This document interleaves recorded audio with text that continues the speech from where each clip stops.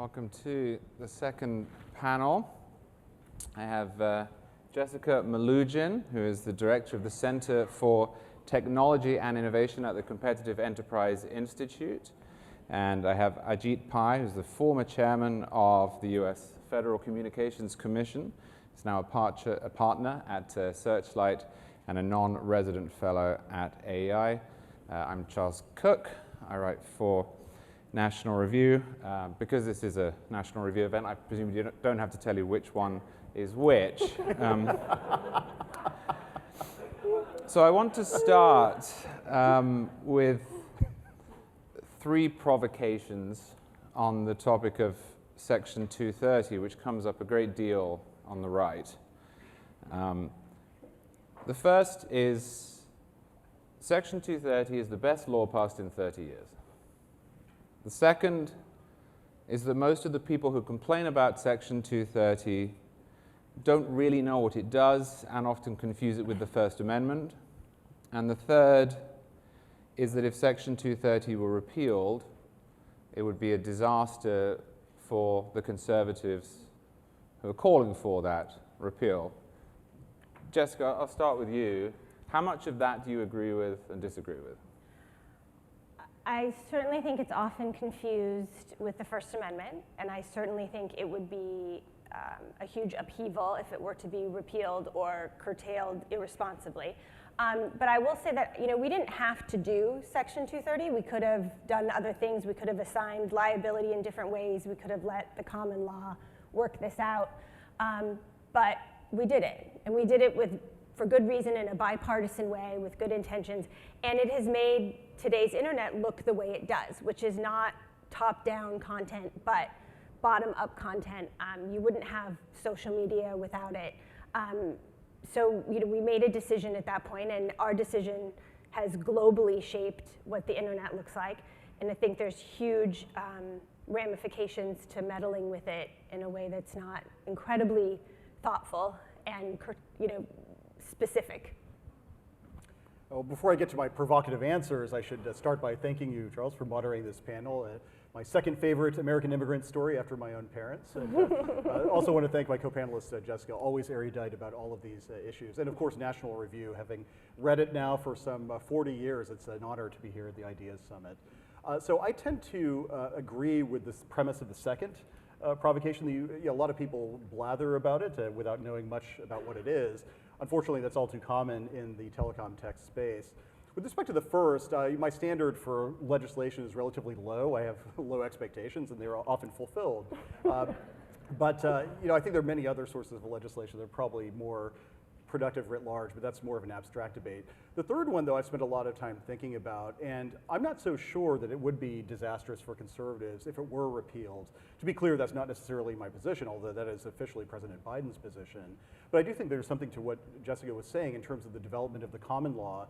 You got a hint of this in Justice Kagan's questioning during the recent Supreme Court argument in the Google case, where she said, look, every industry has to sort out this messy situation for itself. Why should the tech industry get a special dispensation at the outset of the development of that industry? And there's something to that. I think over time, the common law would reach an accommodation. For example, if Google or Twitter isn't publishing something, but it's third-party content, generally speaking, the common law would reach a resolution that wouldn't require them to be the publisher of that content. And so I think we would reach a happy equilibrium. But the other aspect of my answer is, compared to what?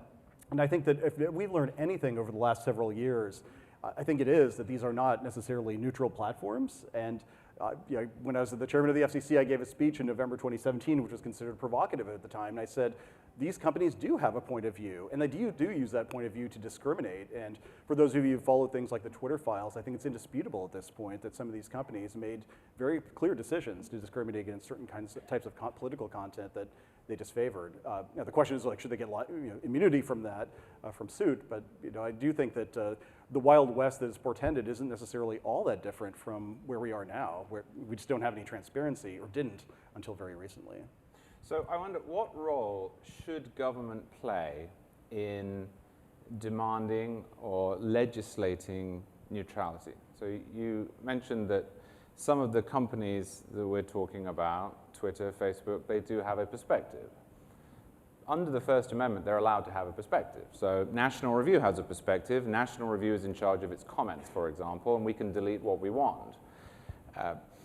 I wouldn't want to see a scenario personally in which we weren't allowed to do that. Are there different areas of the internet where that would yield or should yield a different answer? I mean, for example, where I live, there are 2 ISPs. Practically speaking, there's one if you want high speeds. So if you want lower speeds, it's AT&T, where I live, and if you want higher speeds, it's Xfinity. And I can't get Verizon Fios where I live. You know, I can't get some of the companies you see in, say, the Midwest. Should those companies be forced to be neutral in what they transmit in and out of my house in the way that a telephone company is?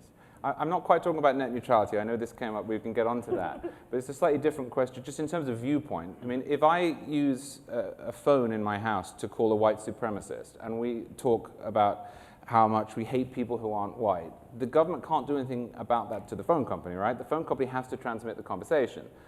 But the phone company does not, or Twitter does not have to host that conversation if it doesn't want to. So, you know, is there an infrastructure sort of element to this where we should demand neutrality, or should the whole thing be a free-for-all? I can take it either way. I don't mind.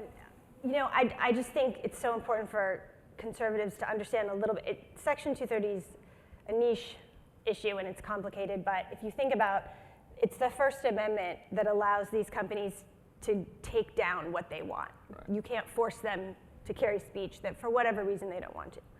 But it's Section 230 that allows them protection when they keep things up that some people might otherwise want to challenge in court. So if you take away Section 230 or curtail it, the first thing you're going to see less of is conservative content that might be challenged.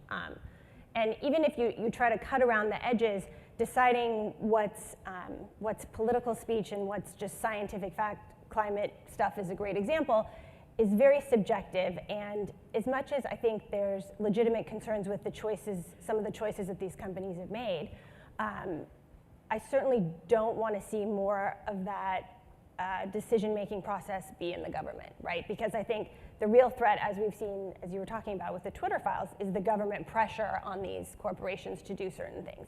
That's what worries me a lot more. That's a very un-American thing. Whereas the idea of a number of competing platforms that have competing biases worries me a lot less, right? And Elon Musk, of course, is the greatest living example of this come to fruition, that way before Congress could do something about this, you had this very helpful billionaire come along, buy Twitter, expose a lot of what the real problem was, and offer an alternative.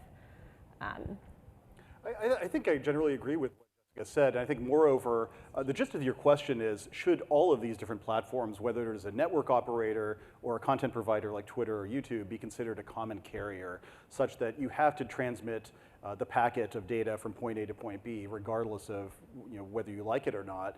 And look, as a conservative, I don't believe that the government should have a role in micromanaging how private enterprises transmit that data, whether or not it's a net neutrality issue involving network operators or a content moderation issue.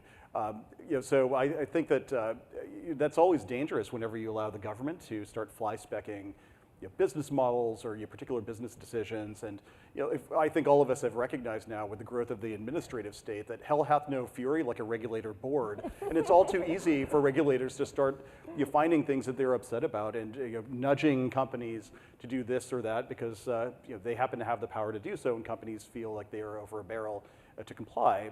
And so I'm not a big fan of common carrier regulation, generally speaking. And I think the practical outcome of that common carrier, it sounds great, now they can't take anything down.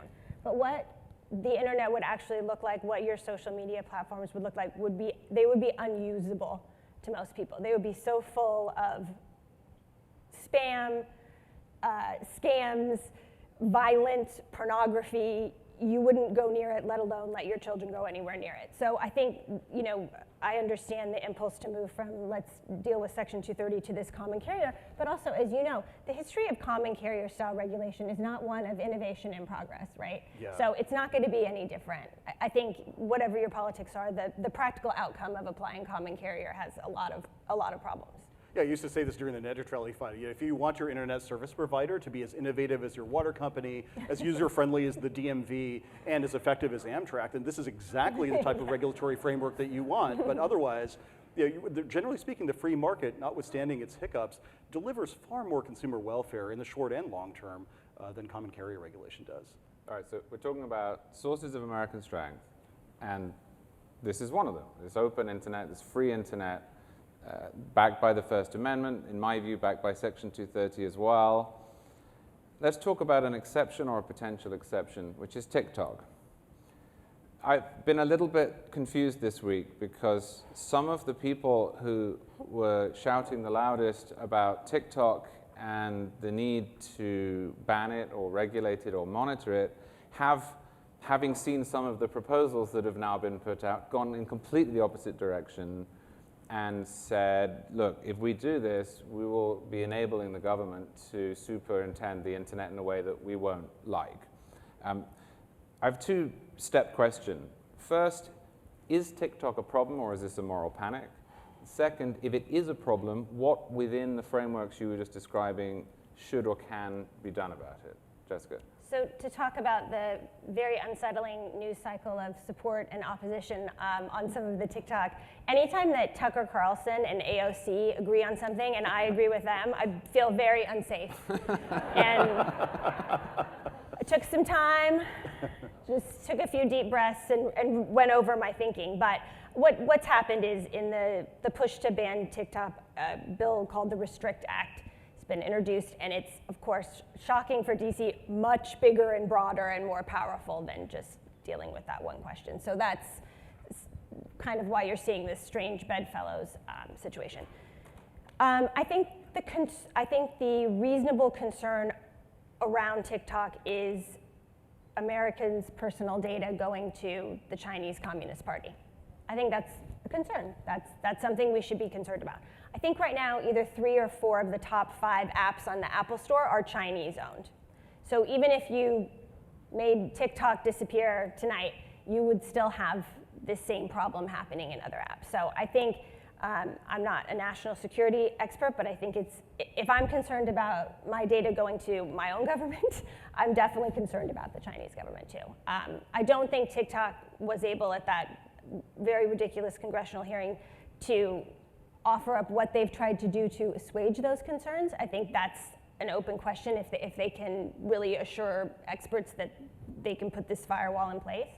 A lot of people not only enjoy TikTok, but make their living off TikTok. And I think, we have to be very narrow when we get rid of things for national security reasons. There has to be a good reason, and it has to be as narrowly fit as possible because there are First Amendment problems. So I think a larger piece of legislation that dealt with data flow to foreign countries might be a more productive solution. But unfortunately, TikTok has just kind of become the poster child for this issue. I would largely concur with everything that Jessica said on this. I would start by saying, look, I question the social value of much of social media these days writ large. I'm not sure how beneficial it is, particularly to younger users of the platforms, but that's not the reason I would tend to support some of the impetus for the legislation in Congress. The reason is what Jessica highlighted, that at the end of the day, I'm not willing to place a bet on ByteDance being independent of the strictures of the Chinese Communist Party. And there's a section of the National Intelligence Law of China that requires any company subject to Chinese jurisdiction to comply with requests from the Chinese intelligence services. And obviously ByteDance is one of such company. We know for a fact that they have done certain things in the United States which smack of complying with such a request in terms of violating the privacy of journalists and users, et cetera. And so I do think that there's something unique about TikTok to be concerned about. Whether or not a particular legislative vehicle that is overbroad is the right way to go about it, of course, is open to question. But I don't begrudge those in Congress who are struggling to find some kind of solution that may seem atypical for the United States, which generally has an all-comers approach to social media apps, because this is a very unique issue. And it's of a piece, I would argue, as well, with some of the other things that we've done. For example, a few years ago, the FCC banned federal funding from being used by US telecom carriers on equipment and services delivered by Huawei and ZTE. And the rationale in that case was we don't want to have Huawei and ZTE gear near, for example, US military bases in the Midwest because they could collect information that might be sensitive. Well, that's not all that different in concept, at least, from TikTok, which is collecting vast amounts of information, and they could be using it for any number of reasons. And remember, AI, the analysis of large amounts of data, is one of the key strategic areas that Xi Jinping has targeted for Chinese dominance in the next coming years. And so I do worry about TikTok a little more than your typical social media app. Yeah, I think it's a reasonable concern. I just think that, again, surprise, surprise, the way Congress is going about it might not be the most informed and curtailed way. I mean, the reality is, again, if TikTok stopped existing tonight, the Chinese government could very easily purchase all of that same data from data brokers internationally. So there has to be a look at this larger issue, right? It has to be about personal data and how that works when it leaves this country.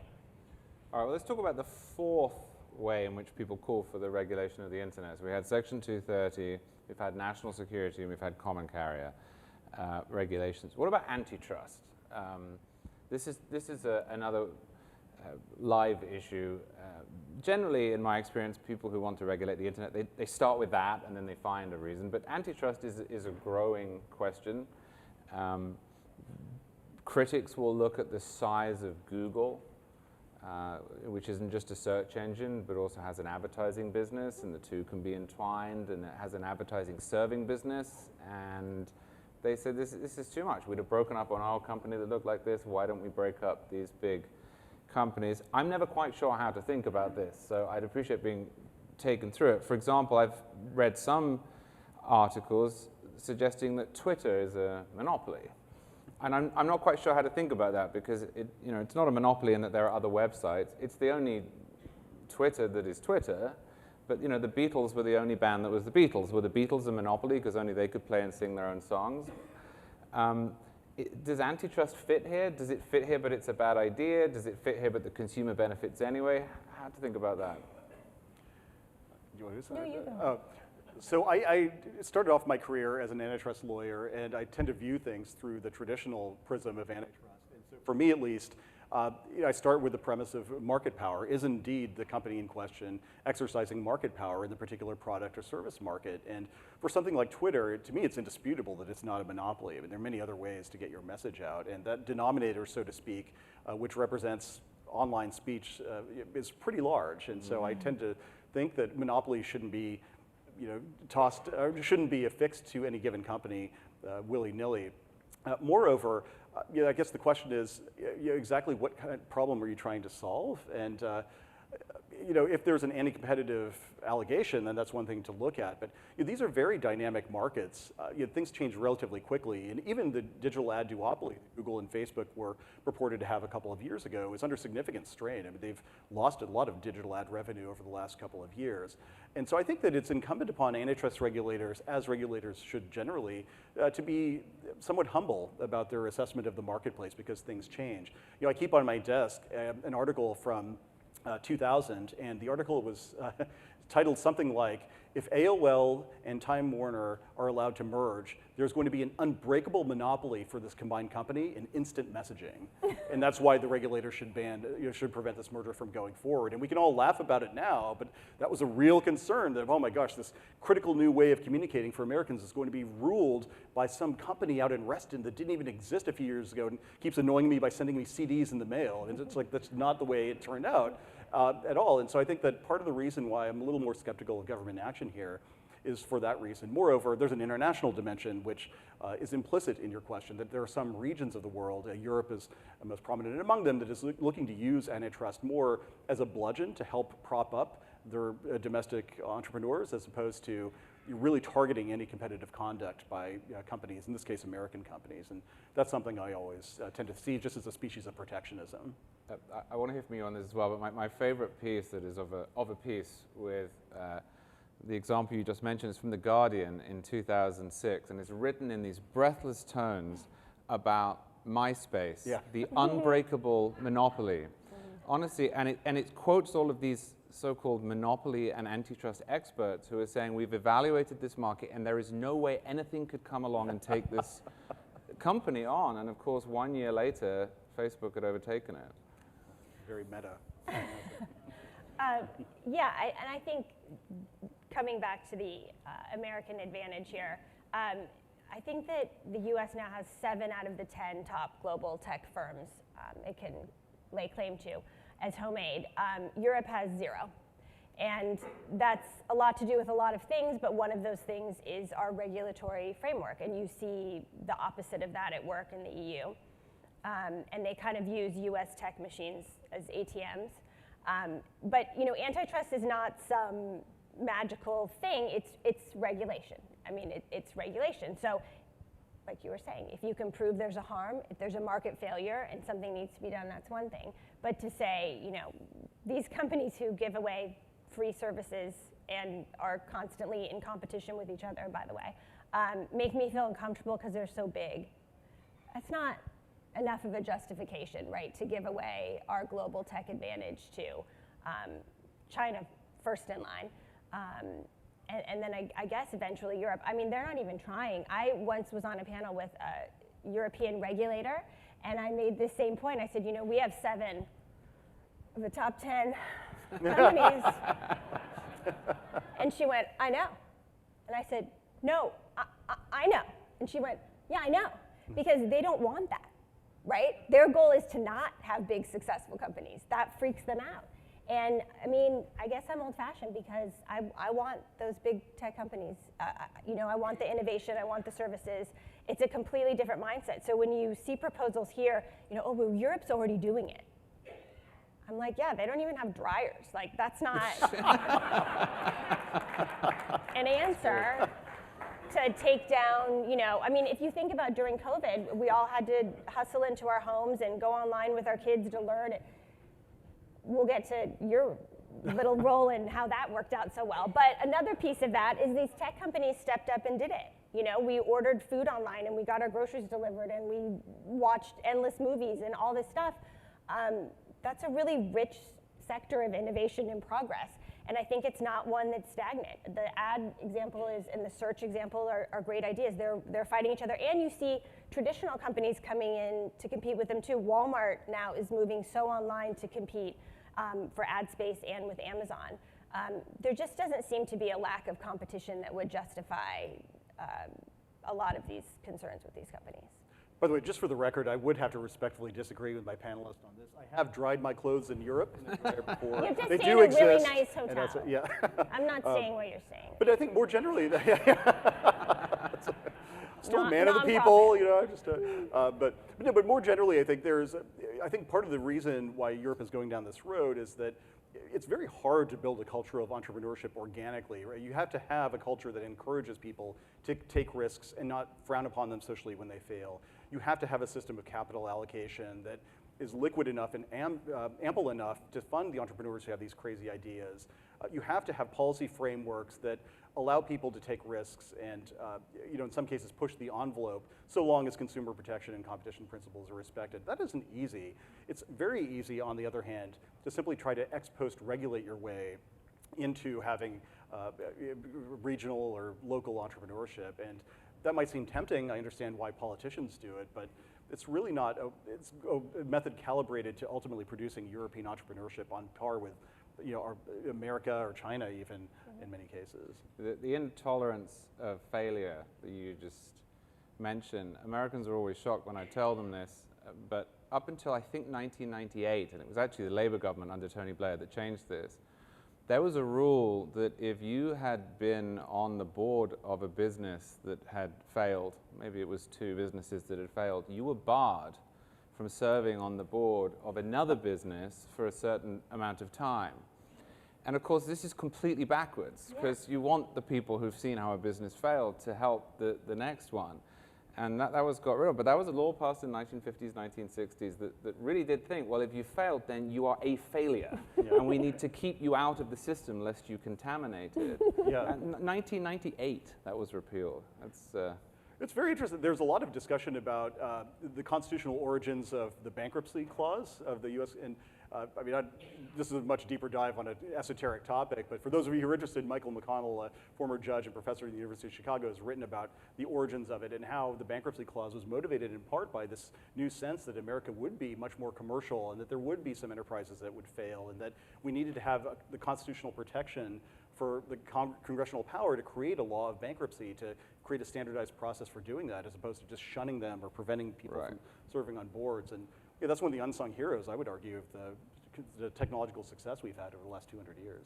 All right, so I'm going to give you an opportunity now, Ajit, to take a little bit of a victory lap with the potted history of net neutrality, which to my eyes went a little bit like this. People said they wanted net neutrality. Ajit Pai said no. Everyone died. Everyone died. And then COVID came along and helped kill some of the people who hadn't been killed by Ajit. That's right. And then, amazingly, the internet stood up here way better than it did everywhere else in the world, despite your savage and vicious and disrespectful killing of net neutrality. How did that happen? That's a quite neutral framing, I have to say, of the issue. And I do wish that National Review had provided a football for me during this panel, because I certainly would spike it at this point.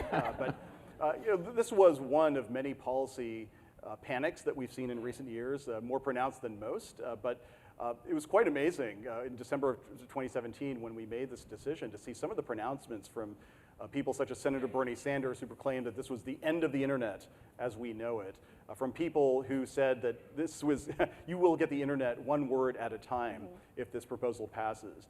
For those who said that ISPs would start blocking access to lawful content or throttling the ability of consumers to get access to that content.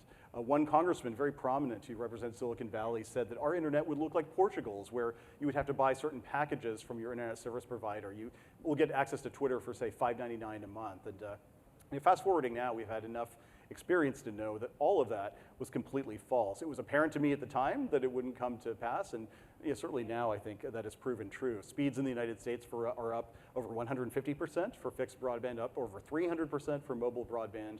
Millions more Americans have access to the internet today than had it before. And moreover, Senator Sanders can tweet, can post on YouTube, can do anything he wants on the internet from any one of his 3 homes. You missed that one thing.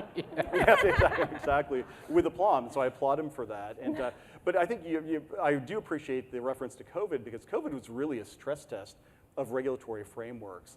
And I was convinced, before anyone even heard of COVID-19, that the way to encourage investment in infrastructure was to reduce the regulatory burden on those who were creating that infrastructure. And so that's part of the reason why we adopted free market reforms like repealing net neutrality. And the results speak for themselves. During COVID, millions of Americans suddenly shifted to working from home, getting on their laptops or their phones, and the networks didn't collapse. Sure, there were some people who didn't have the access they needed, but for those who did have access, the access was fairly strong. Compare that to Europe, though, which has extremely strong net neutrality rules. What happened in Europe? Well, Thierry Breton, one of the EU ministers, had to go hand in hand to Netflix, to YouTube, and to other online content providers and ask them to proactively throttle content from HD down to SD. And why? Because he said, well, Europe's internet infrastructure is not strong enough to withstand all of this increase in demand from European consumers who are now working and living at home. And to me, at least, that's the proof in the pudding. You could sort of pontificate all you want from an ivory tower about how net neutrality is the sine qua non of a civilized society, or you can adopt a free market approach and have networks that are, in fact, best in class. And I'm glad we chose the second path. It was the path less traveled, but it has made all the difference for American consumers. And so I'm really glad we made that decision. Oh, wow, thanks. I wish all of you had been there in 2017. I'd have less gray hair. Yeah. So, Jessica, you said that there are lots of reasons why American companies are more effective and more innovative than in other countries. What are they? I mean, what is it that makes this country this extraordinary repository of tech talent? Well, I think certainly that some people come from all over the world to be a part of it is a piece we shouldn't skip over, because that's a big deal. This is where people want to start their startup or work at the well-established ones who do all this. People go through great personal sacrifice to come here and be a part of that. But I do think generally we have, they call it permissionless innovation. So there's no waiting in line for permission if you want to try something new. I would just tell you that I think Uber is always my favorite example of this, right? Like taxi cab, government imposed monopoly, you can't break in, there's only so many tokens, and then these guys just said, well, what if we just did it like this? And it's completely revolutionized the way we get around the cities and suburbs. And it not only is it an alternative to that government monopoly, but it's safer, cheaper. When I get into a taxi, I don't really know who that person is who has me in a car. If I get into Uber, I can see it, they can see it, I can have other people see it. I mean, these are huge benefits of the second and third order that I think that kind of, and like we were saying, that entrepreneurial spirit, not afraid of failing, not afraid of flubbing it or changing your mind. And Netflix is a great, I'm always amazed that someone at Netflix who had already doing the victory lap of figuring out sending you CDs in the mail was like, wait a minute, I think we can do better. Let's do this online thing, everyone's talking about it, we'll do streaming. That kind of innovative thinking, I think, is something that you don't find as much other places. There isn't the regulatory and legal framework to incubate those ideas into innovations for all of us. And I just think every time I hear someone say, well, Europe's doing this or that, that's a huge, that's a deterrent, not a recommendation in most cases. They want you to say the line again. I'm going to get in enough trouble from my European friends for that, so I'm not going to repeat. But I just think there is something special about being an entrepreneur in America, and it's almost like the evidence is so all around you all the time that you take it for granted. I mean, I don't know if you feel like you've started to take it for granted being here, but you do. You just expect that. I expect that there's going to be a great new iPhone that comes out, and it's going to do 10 new things I had never thought about, and I like living like that. I like being a gluttonous consumer of technology.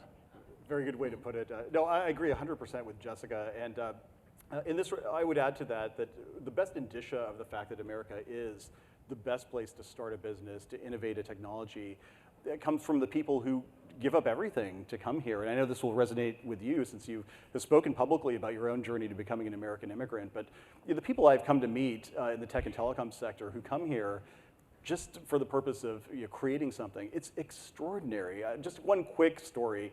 I met a few years ago a man who came here as a 16-year-old boy from Iran in 1979 or 80, shortly after the revolution. His parents sold everything they had just to get him on a plane, get him out. They couldn't afford to go themselves, and so they sent him to live with an uncle in Houston. That uncle promptly had to take another job in Minnesota, so he was by himself in Houston, walking to school, only spoke Farsi, had no money whatsoever. Everything was against him, but he was just really bright, managed to study and do well enough in high school, got into Rice, became an engineer, and always fell in love with space. He remembered the moon landing, and he thought, wow, the Americans have really pioneered something incredible in space. I want to be a part of it. Several years later, he, after he finished at Rice, went to Lockheed Martin, was very successful as an engineer, and started his own company. And that company is now called CCM Astro. It has something like 100 employees. It's based in a few different states in the United States. He didn't see his parents for almost 17 years after he came to the United States, but they kept tabs on him, and it was with great pride that they followed him when he finally became an entrepreneur in his own right. And so if you ever have a chance to see this, I've posted about him on Twitter. Shea Sabripour is his name. CCM Astro is the company. And just look at that story and tell me that you don't believe in President Reagan's mantra that this is a city on the hill. It really is. And I know it sounds cheesy to say, and it's certainly out of fashion in this city, in this country in many ways, but there's something to that. And if we lose that, we lose everything. That's all we have. And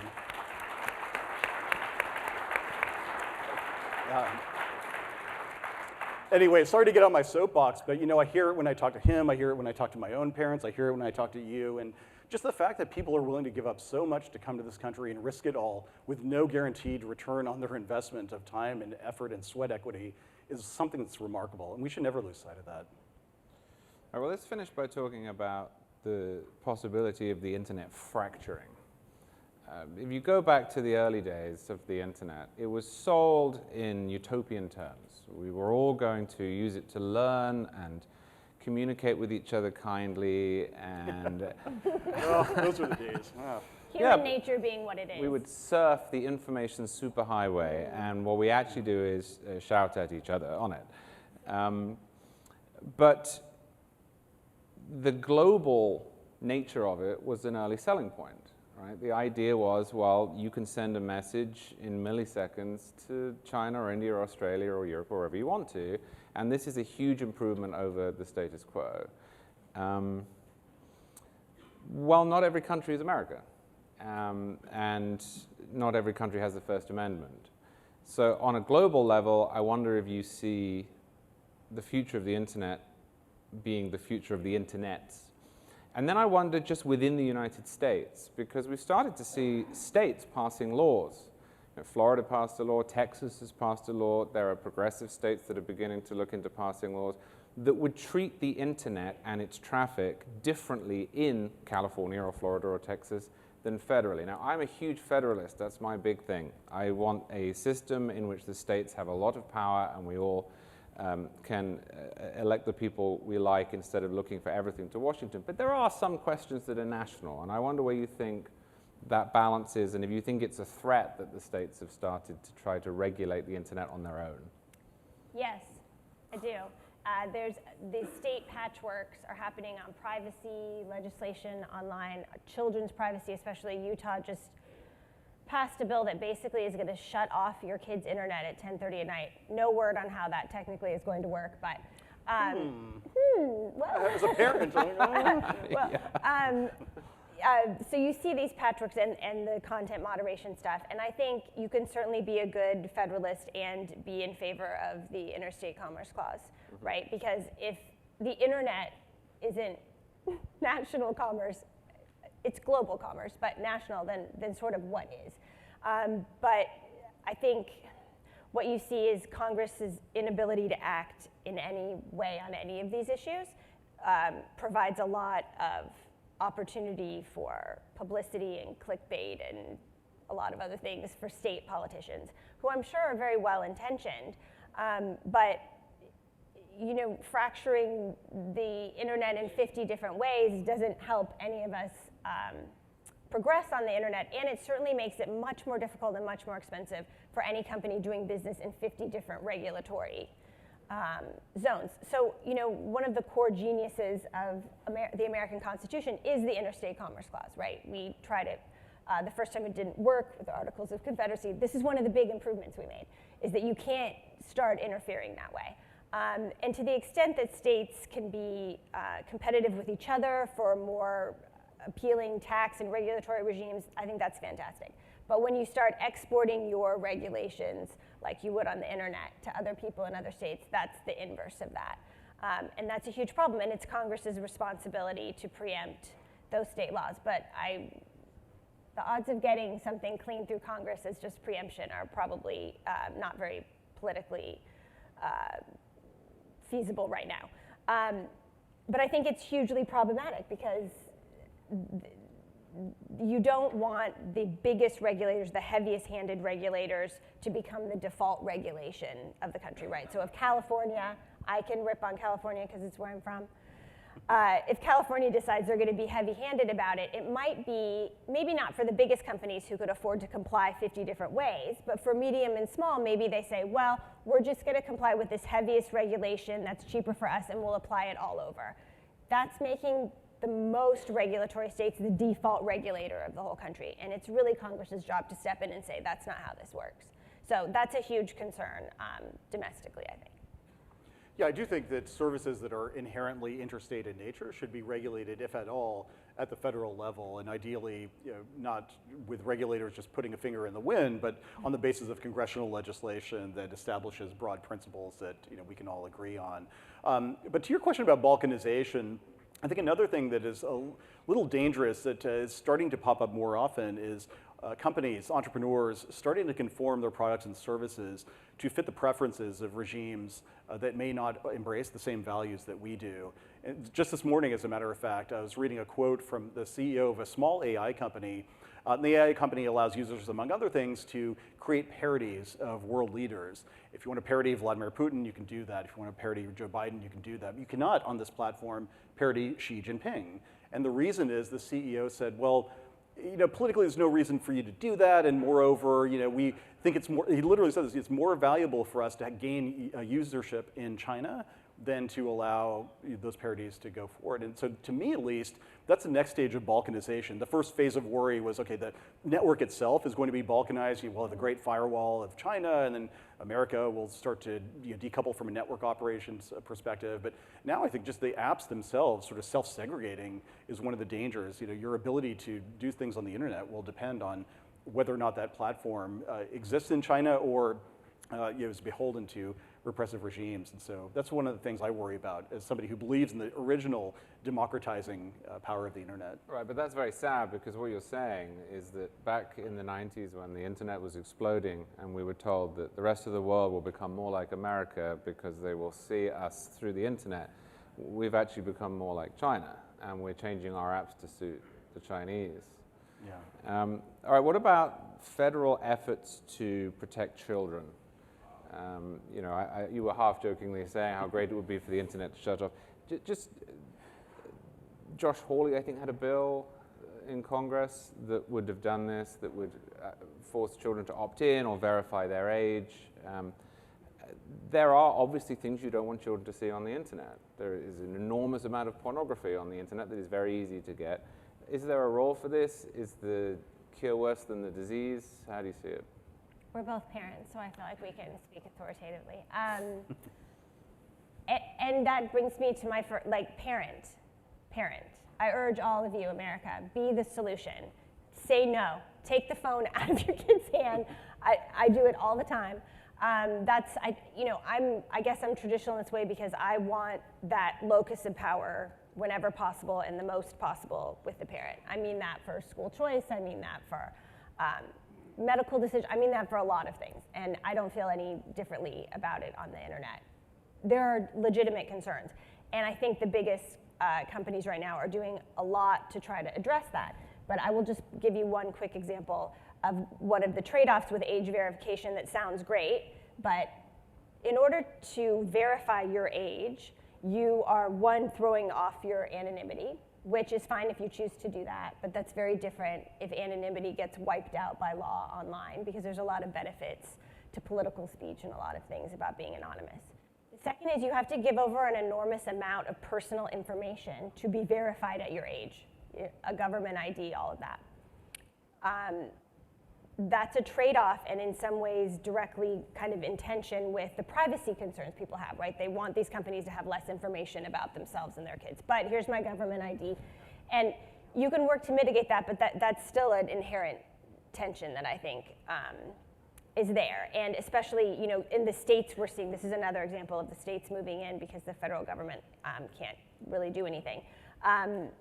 There's a bunch of different specifics to the bills around the country, that you have to get your parents' permission, or your parents have to be able to log into your account at any time. What happens when that person turns 18? If you read the legislation in these states, it's very open-ended. It's just sort of making these demands. You have to verify that their age. Well, how? Because the way Facebook is going to do it, or Meta is going to do it, they have all the money in the world it's actually facial recognition by age software by a third party, and it's pixel, and then it's disposed of. They might be fine with that. But the little startup or the next thing that we want to come along to disrupt Meta, because at the same time over here we're worried that they're a monopoly, isn't going to be able to afford to do that. And so you are kind of freezing the incumbents in place in a way.